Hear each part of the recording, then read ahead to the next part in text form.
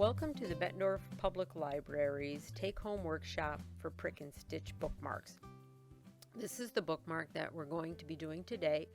Prick and stitch is a craft that I was not familiar with until recently. I was introduced to it at the library's craft tea program, where one of the participants was doing prick and stitch herself, and she showed me how it was done. This is one of the things that she did, and then I followed up. Decided I wanted to give it a try, so tried this. You can see you can get a lot of different looks. There's a lot of different styles out there. These are done with 3 different types of yarn. Ours is going to be done with regular embroidery floss with 1 strand of embroidery floss. This one is done with metallic thread, and unfortunately you can't see it very well here, but there is a subtle shine to it that makes it a little bit more glamorous, a little glitzier than what regular embroidery thread will do.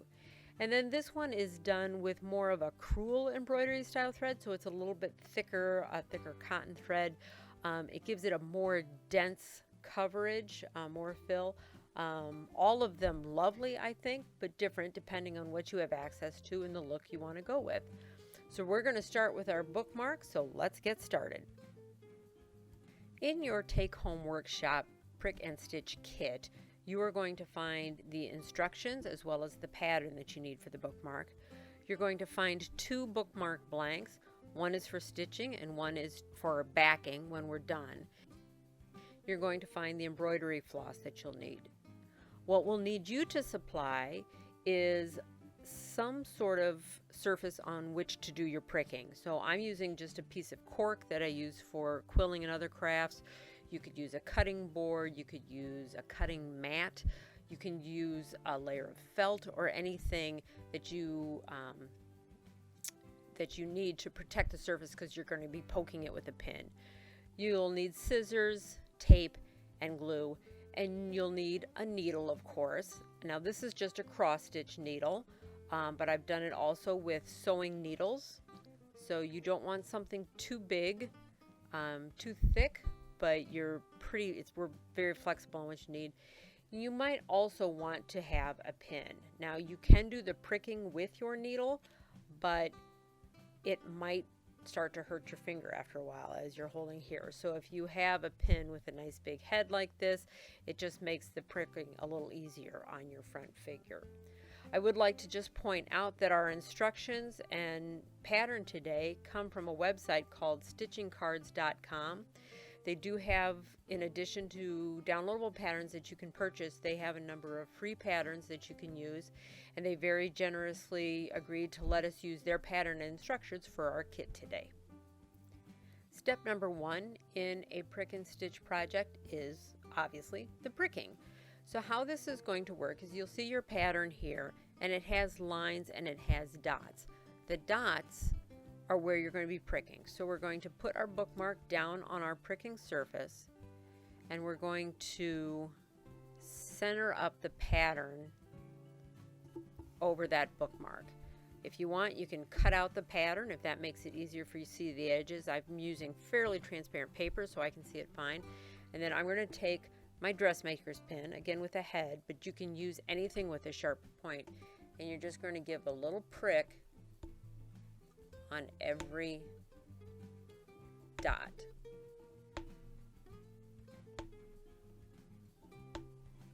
Until you have a pattern of holes there that have transferred through to your bookmark.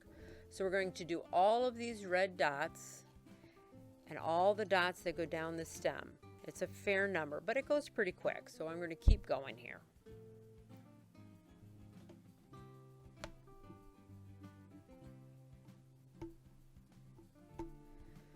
Okay, now that we have all of our holes pricked, we can go ahead and peel that off, and you'll see the design is all laid out for you there, which already I think looks pretty cool, but we can make it better.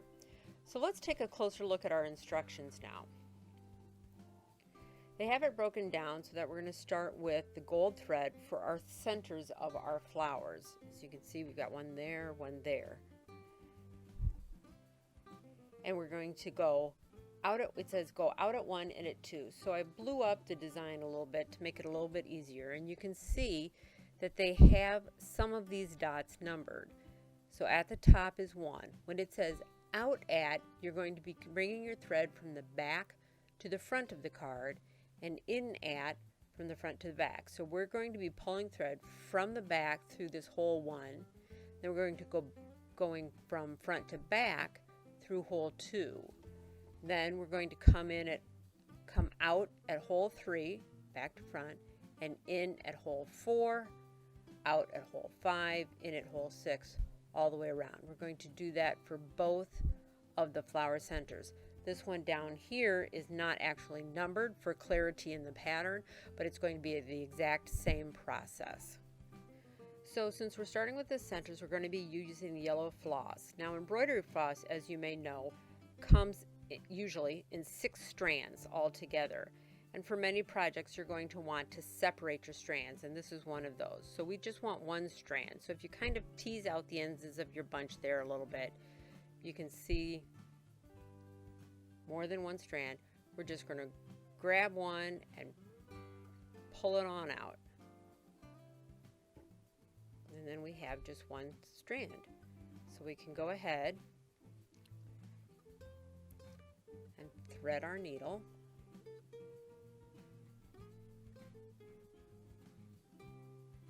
And you're ready to start. So, like the instructions said, we're going to be going out at 1,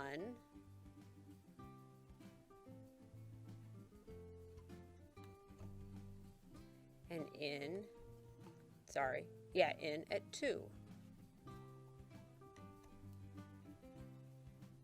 So let's flip it over and look at the back, and we're going to keep pulling, and this is a long thing of floss. We might not want it that young, until we have a little tail left. And then, whereas if we were doing embroidery or something like that, we would knot that. We're just going to use a little piece of tape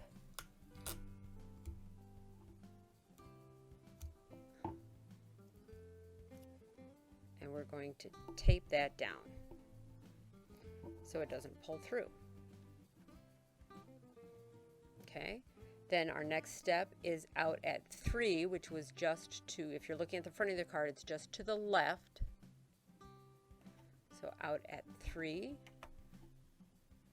pull that nice and tight, and in at 4.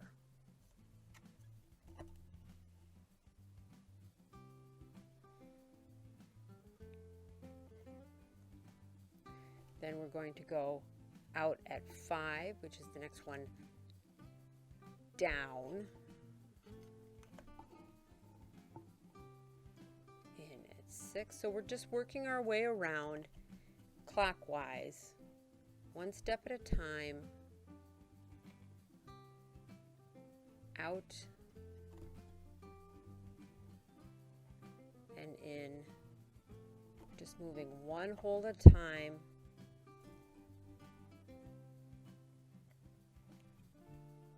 All the way around.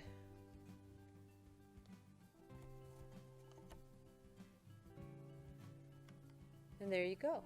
You have the center of your flower. Now we're going to do the same thing on the back. We're going to use our scissors to trim that thread. We're going to get a little piece of tape, and we're going to tape that end down to keep it nice and tight again. And then we can go ahead and move on to our second flower center. Do the same. So now we've finished both flower centers, just 5 stitches each, going clockwise around, going out at 1 hole and back in at the hole directly opposite. Now we're going to start some of the petals. So the petals can be a little tricky to start with till you get used to it, because they are actually going to share a hole with the centers. So in looking at our enlarged pattern, the petals are, the outline of the petals is kind of heart-shaped. So we're going to go out at A, and then we're going to go back in at B. And B is the point where it connects to the center. So if you can see on our one that's already done, we're going to go out at A, and then in at B, which is right there where it connects to the center. And then we're going to go out at C and in a D, and again continue in that clockwise fashion. We're going to do that for all 5 of the petals on each of the flowers. So we're going to start with the flower down here. We're going to come out at point A, and again we'll flip it over, and on the back when we have a little bit of a tail, we're going to shorten that up and then just tape it down. Don't want to lie flat. Tape it down with a little piece of tape. Try not to cover any holes with your tape because that's obviously going to make it harder to poke through them. So we came out at A, we're going to go in at B, we're going to come out at C,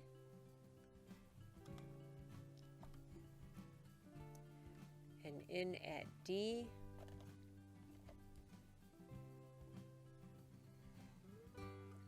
out at E,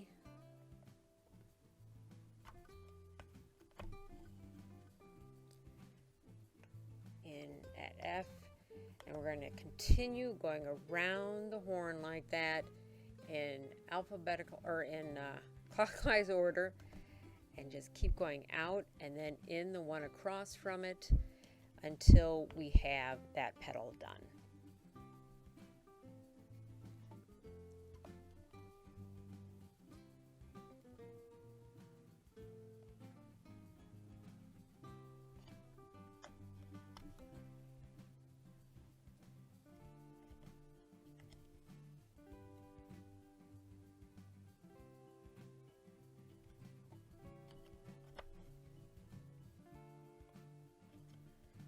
Okay, so our first petal is done. Now, since our next petal is right next door to it, I'm not going to cut this off and tape it down. I'm just going to keep going. And I'm going to start with that center point again, come out at that point, and go down at the bottom center where the petal touches the center of the flower. And I'm going to keep going around like that for as long as for as long as I either have petals or I have floss. We'll just keep going like that.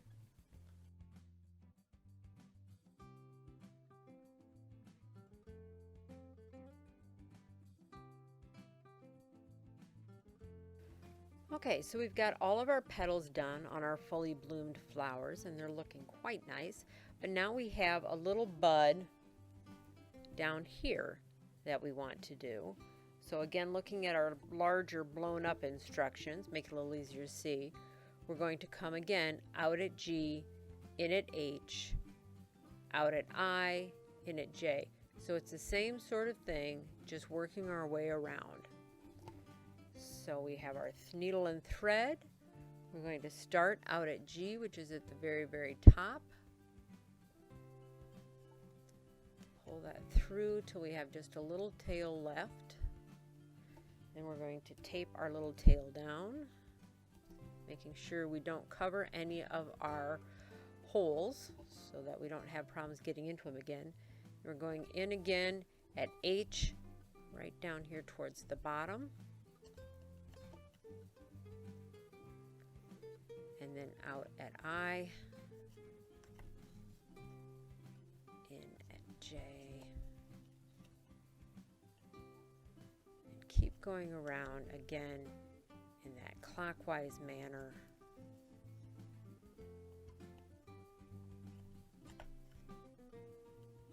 Pulling tight as we go. Making sure that our tail doesn't get sewn into our design like just happened there. If that happens, just find the tail, give it a little pull. You can pull it all the way through.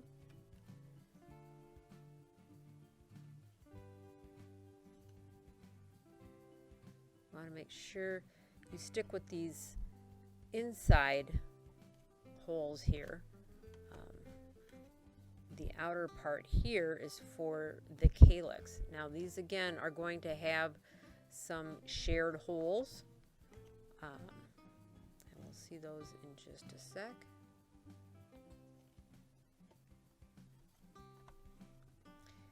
And you'll know you got it right if you end up with an even number of holes.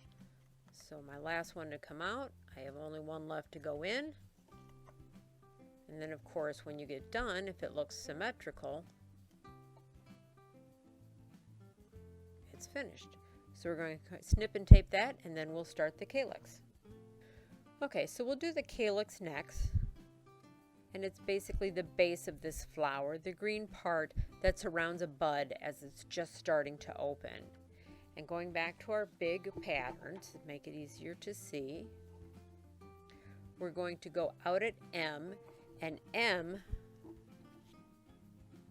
is a shared hole. So we're going to go out at M, in at N, down at the bottom, and work our way around. And most of the ones on the inner side of the calyx, those are going to be shared holes. So you'll have both a pink and a green thread coming out through there. So we're going to find M, which is this hole right here where the pink is going in. We're going to come out through, oops, drop my needle, come out through M. And again, we're going to bring it around to the back until there's just a little stem there. We're going to tape that down. And we're going in at N, which is right here. It's tempting to go into this center one, but that's the beginning of our stem. So we're going to go in right there.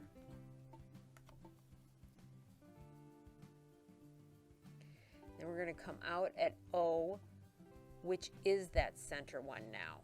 So we're coming out that one that leads down into our stem and going back in just to the right of our first hole. And we're going to continue around in that way.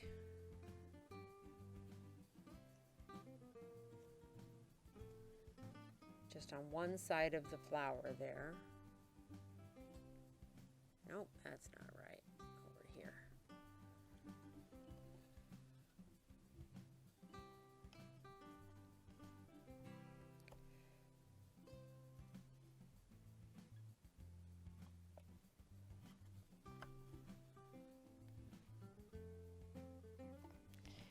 Some of these holes can start to get a little tricky to see.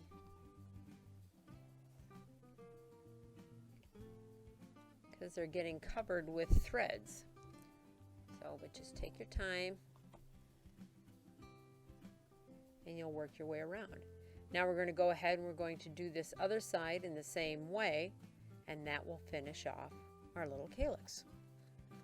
Okay, so we've finished our calyx, and then I went ahead and I did our very small bud down here at the bottom. It's the exact same thing, just out at R, in at S, and working your way around. But now we need to finish off with our stems. We're using green thread for the stems, and the longer stems are going to be done in the stem stitch, whereas the smaller stem down here is going to be done in a back stitch.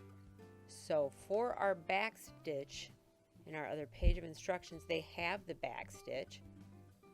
So back stitch, it's basically the same stitch, just depends on which side you're going out and in. So back stitch, you're going out at 2, in at 1, out at 3. So the smaller part of the loop is on the front of the card. Stem stitch is the opposite, out at 1, in at 3, up at 2, in at 5. So the longer stitch is on the front of your card. So we've got our thread. We're going to start up at the top here, and we're going to be doing our big thread here in stem stitch. So we're going to be coming out at 1, and then we're going to take it around to the back, Tape that down. And we're going to go in at 3, out at 2, in at 4.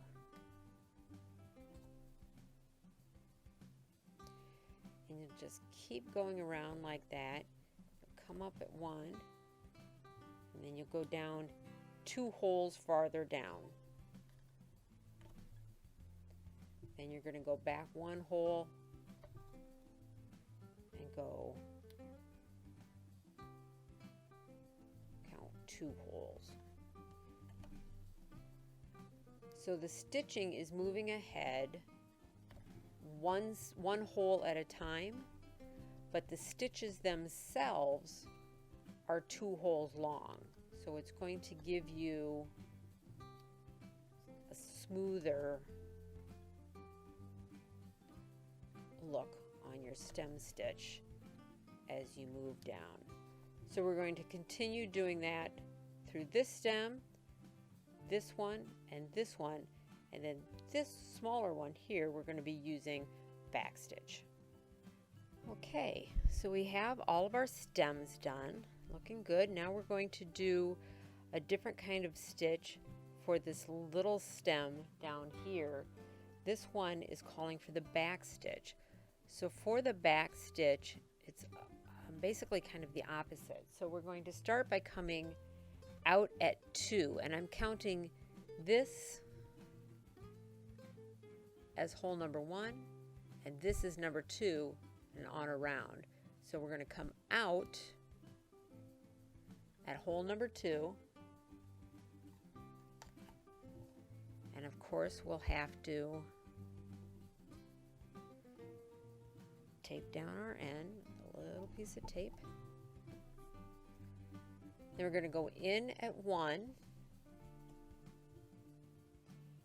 and then we're going to come out at 3.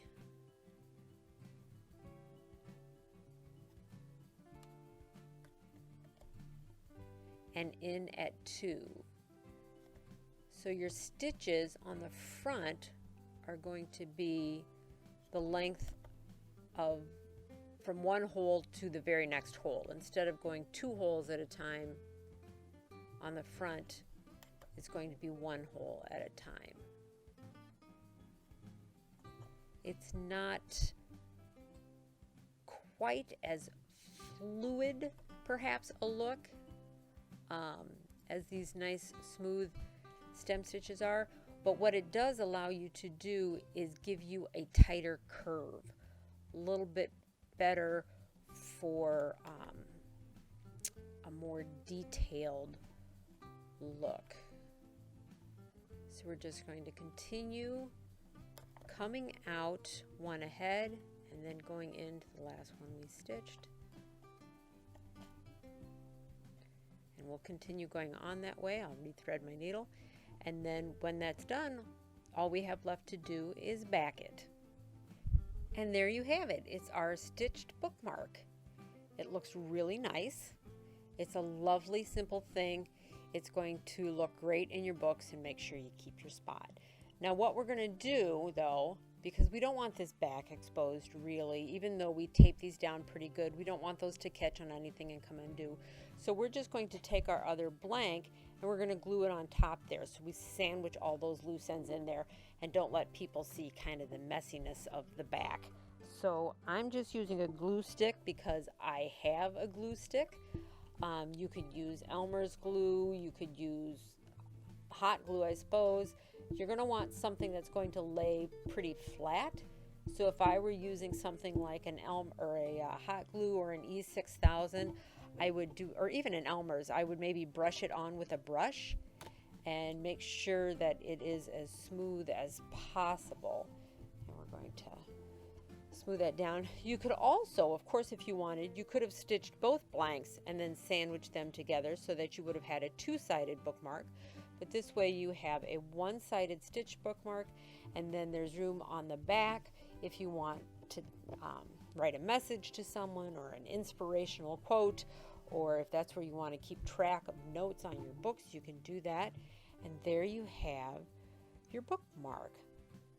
I want to thank the Friends of the Bettendorf Public Library for sponsoring the take-home workshop today. I also want to give another shout out to stitchingcards.com for their free pattern and instructions. Please, if you do try your hand at Prick and Stitch, I'm sure it'll go great. You can share your finished products with us by tagging us on social media. Enjoy your workshop.